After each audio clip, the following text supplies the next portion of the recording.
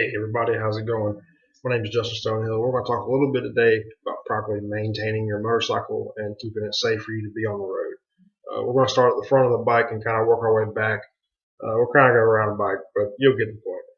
We're going to start with the tires. In my opinion, tires are probably one of the most important parts of your motorcycle that you need to properly maintain. With tires comes a few variables: tire pressure, tread pattern, what kind of conditions you're riding in, if you're riding up north, those kind of things.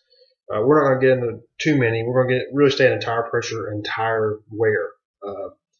Tire pressure probably the most important. On a motorcycle, you do only have two tires. With that being said, you have a lot less contact with the road than in a car, so it's more important to keep that little bit of rubber that is always in contact with the road, to make sure it is fresh rubber, not dry rotted, and has the proper PSI.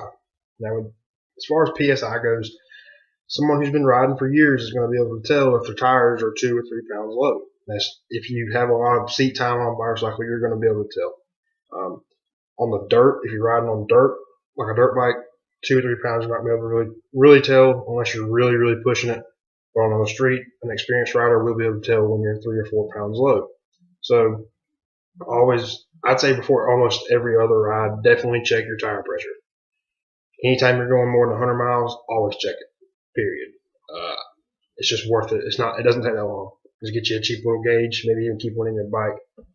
You don't want to run your tires low on a motorcycle. There's a lot of risks involved.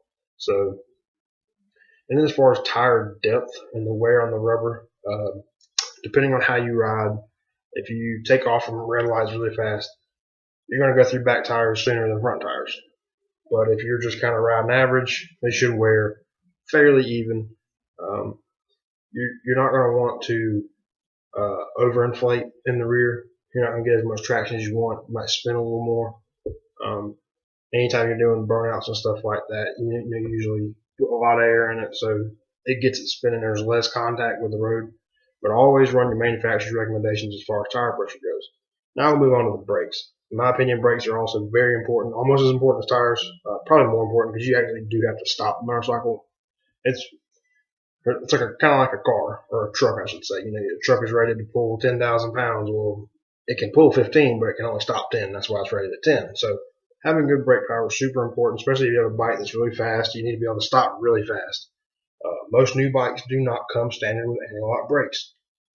Usually your touring bikes, the newer Harleys, are going to come with anti-lock brakes, but your sport bikes and stuff usually aren't going to come with them. I'm not super familiar with the sport bikes, but most newer Harleys do come with anti-lock brakes. Older ones did not.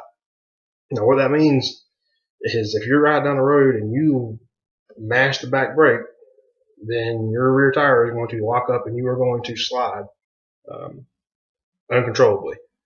It's a scary feeling. I've done it, so anti-lock brakes definitely pay off. But as far as brakes go in the front and the rear, always check your pads. Make sure your brake pads aren't worn.